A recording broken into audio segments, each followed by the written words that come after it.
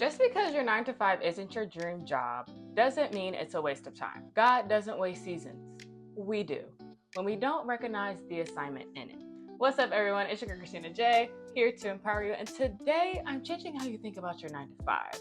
In this video, we'll talk about the importance of vision, different mindset shifts to cultivate, and then I'm going to give you some surefire ways to show up and show out at your job. So before we get into it, y'all know how we do. Make sure you hit that subscribe button for more empowering content. All right, now let's get into it. Proverbs 29:18 says, "Where there is no vision, the people perish."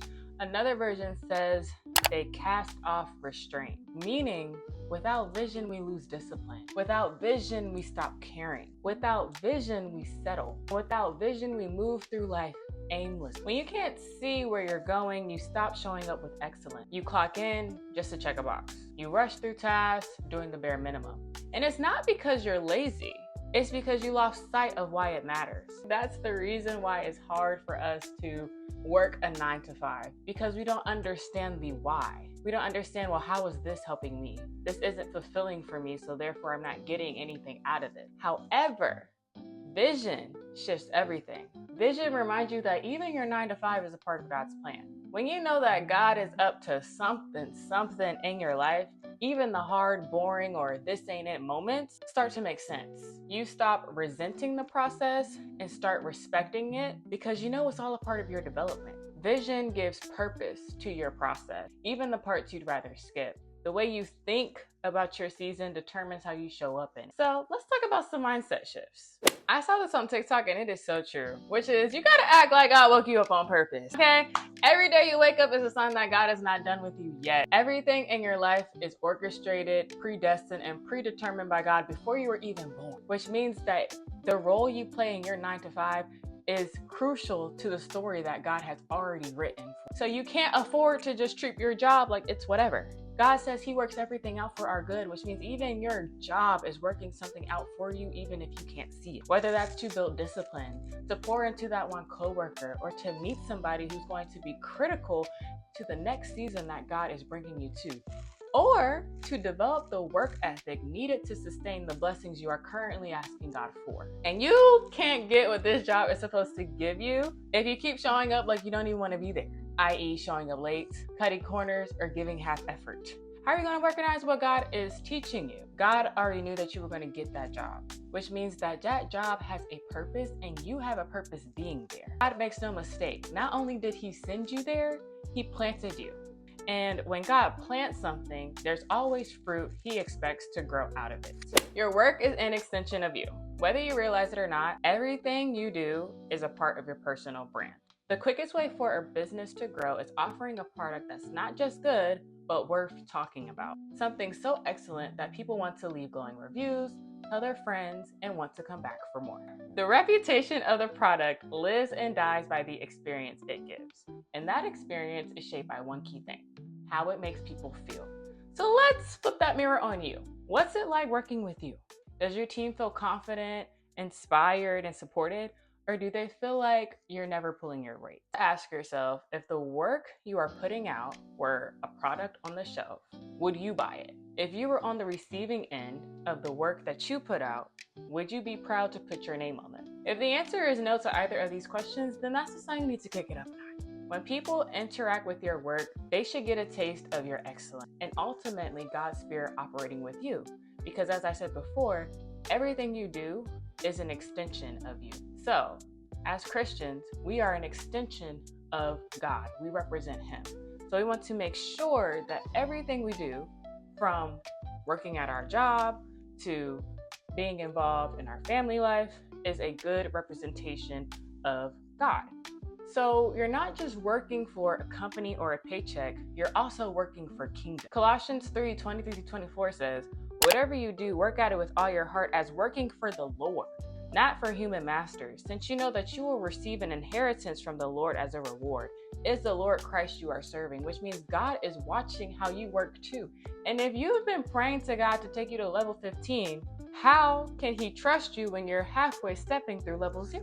How you work matters just as much as what you do.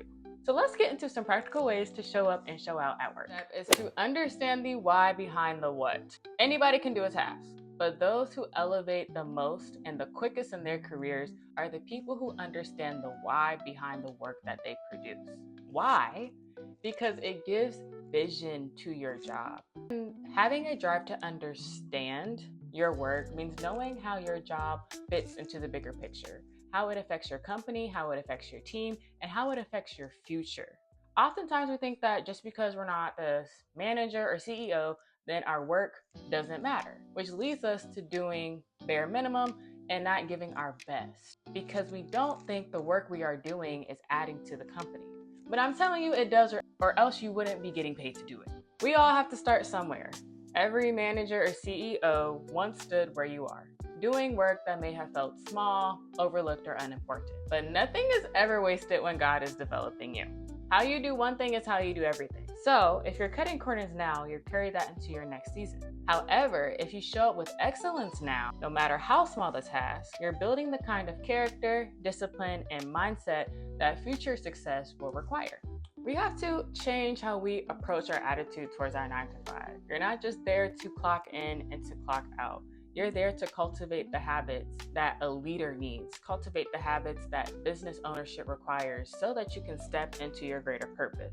So let's say you're a cashier at Best Buy. Treat it like a training ground for what God is trying to prepare you for. This may look like smiling at the customers, double checking the receipts, and being present on your shift. Hiring now might not get you instant recognition, but it will get you prepared. When God sees that He can trust you with the little mundane things, He'll know that He can trust you with more. And that's why it matters. Raise your hand. This is the fastest way to increase your brand visibility because it puts you into positions to work with different people and for more people to understand the kind of work that you produce so you can be thought of for future opportunities. And you should raise your hand even if you have no idea how to do the task that is being asked. Let me tell you why. There is going to be someone on your team who knows how to do the thing, who wouldn't mind to teach it to you. As they're teaching it to you, you can take notes to refer back to in the event that you'll have to complete this task again. That way, when that task comes back up, you'll remember from the notes that you took how to do it, and now you can teach somebody else. Say you raised your hand, but you only know how to do part of the task. So your boss needs updates from all the leads in your division for a company meeting coming up. You can volunteer to help with the PowerPoint deck slide and just say, okay, I'm going to reach out to all the leads, I'm going to gather the information, and I'm going to put it into the PowerPoint deck. After you've done what you can by inputting the information into the deck, you'll reach out to another person on your team who you know has exquisite PowerPoint deck skills and can make it aesthetically pleasing. You'll hit them up and say, hi, Mr. or Mrs. blah, blah, blah, blah. I have inputted the information into the PowerPoint slides. Do you mind calling me or pulling me into your office when you're working on formatting so that I can learn your formatting tips and be able to do that in the future? This shows initiative. This shows that you want to learn. And again, now you've added another skill into your pocket simply by raising your hand.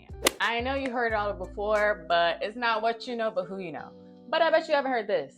It's not what they can do for you, it's what you can do for them. Oftentimes in networking, we go into it with a me mentality of what can they do for me? How can they help me? How can they help me advance in my career? And it makes sense because oftentimes we are networking with people who are levels above us. However, we need to remember that they are people first. No person likes it when people only reach out to them because they need something or want something. People want genuine connection, even at work. So I recommend that upon meeting someone new, that you follow up and send them a recurring meeting so that you stay in touch. Setting up these recurring meetings allows you to connect with them outside of work. It gives you the opportunity to find things that y'all connect.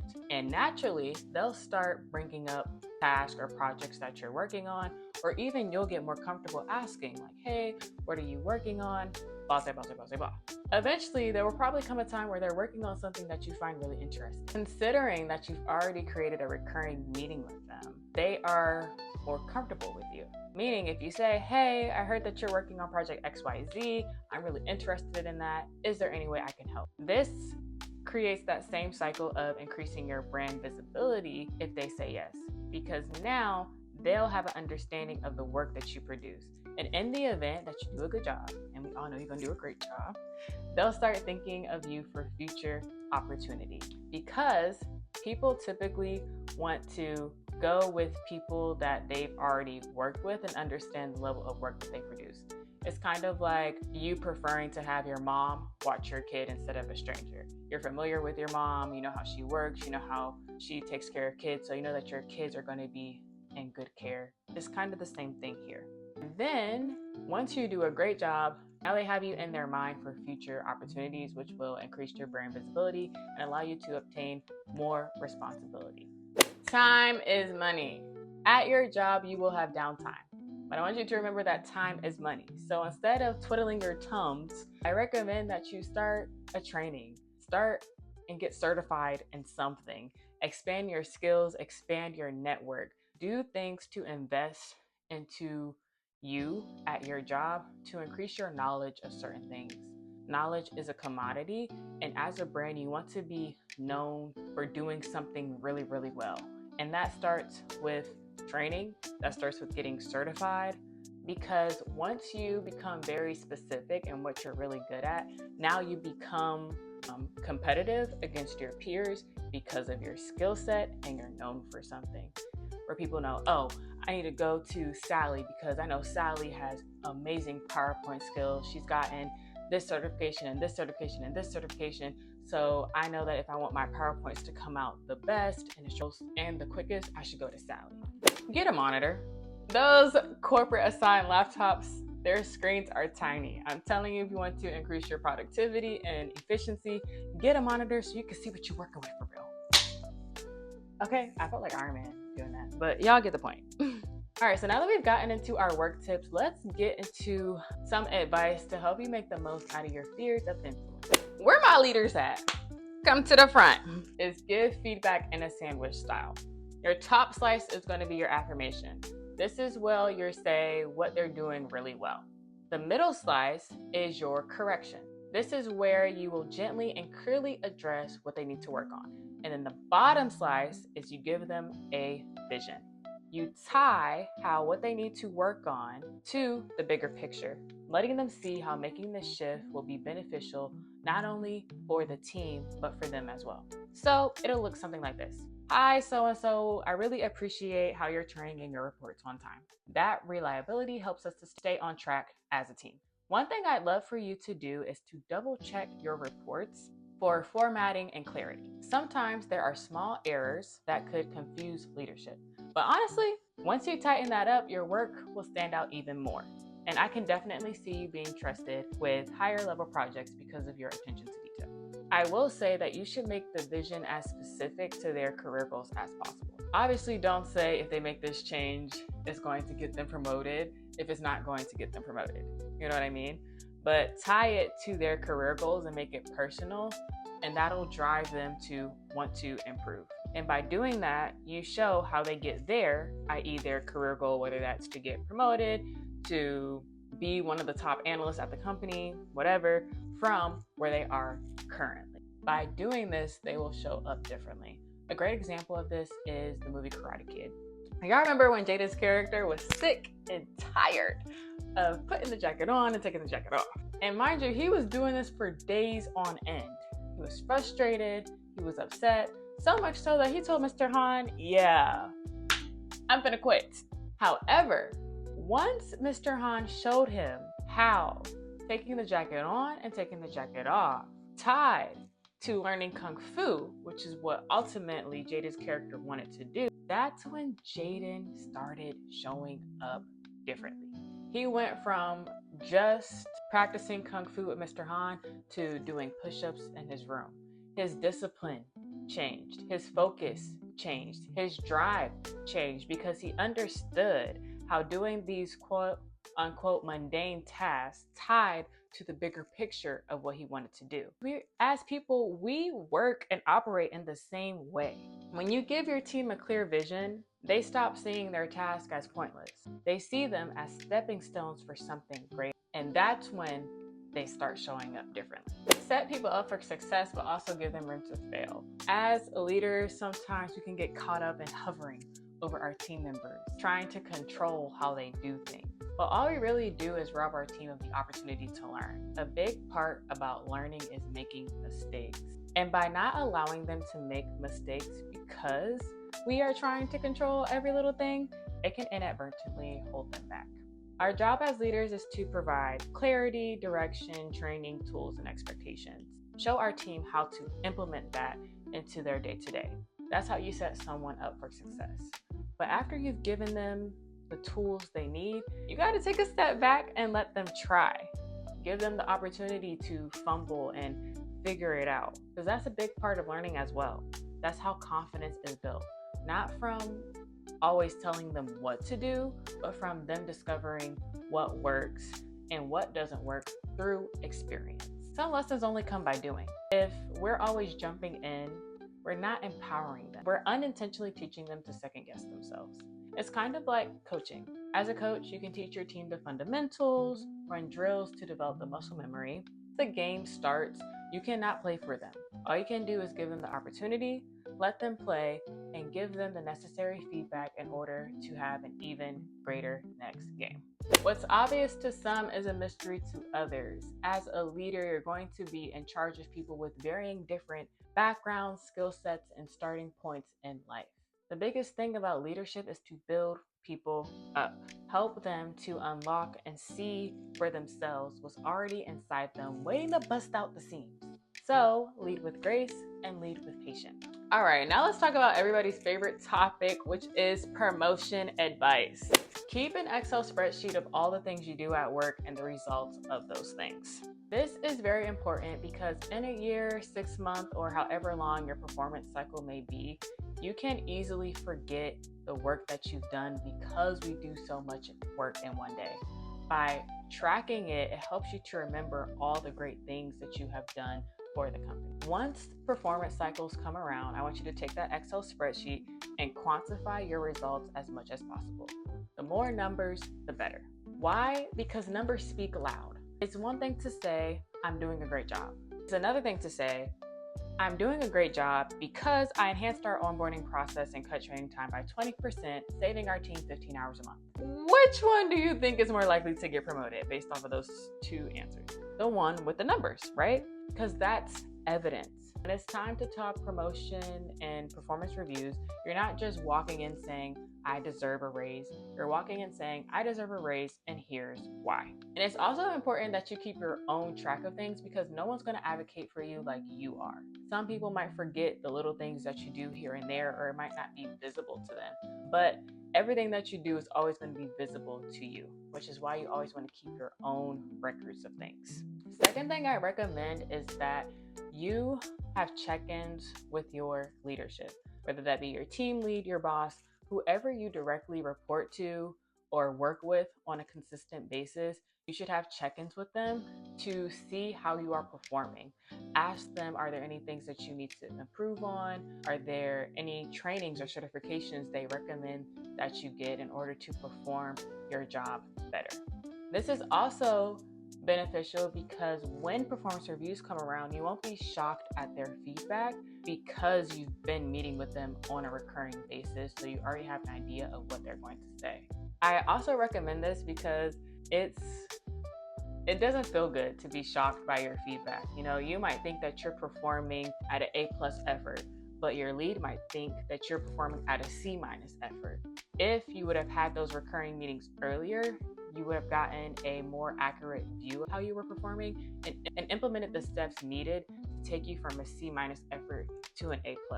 And in these meetings, be specific. If there's a certain career goal that you're after, whether that be promotion or being signaled as one of the top workers at your company so you can go on this company trip, tell your lead that. Let them know that. Be specific so they know how to guide you better instead of just saying, oh, how can I improve? How can I improve so that I can ensure that I am in top shape for promotions? It's different, and this allows them to give you more specific and specifically tailored feedback, which is what you want. Find the transferable skills between your 9 to 5 and where you want to be in life. Let's say you want to be an entrepreneur one day, but right now you're working in customer service. By finding the transferable skills between customer service, i.e., how to communicate clearly, handle pressure, build people skills, and solve problems quickly, you will show up differently in that job because you understand that in your current role, you are developing the skills and habits needed to become a successful entrepreneur one day. All of this also gives you vision, okay? Remember that your journey was laid out for you before you were even born. God is an intentional God, which means where you are now in your career is not a mistake. God uses every moment, even this job, to build the character, work ethic, and wisdom you'll need for the next level He wants to take you to. And sometimes that means that God will let you sit under poor leadership or annoying coworkers on purpose to show you how not to lead, to teach you patience, to refine how you carry yourself in tough environments. So keep your eyes up, keep your eyes open, and keep your vision in focus. And that concludes today's video. Thank you all so much for watching. Y'all know how we do on this side of the internet. Don't just keep this for yourself. Make sure you send it to someone else who could use this advice as well. Thank you all so much for watching, and comment down below your favorite part of this video, and I'll see you in my next one. Bye.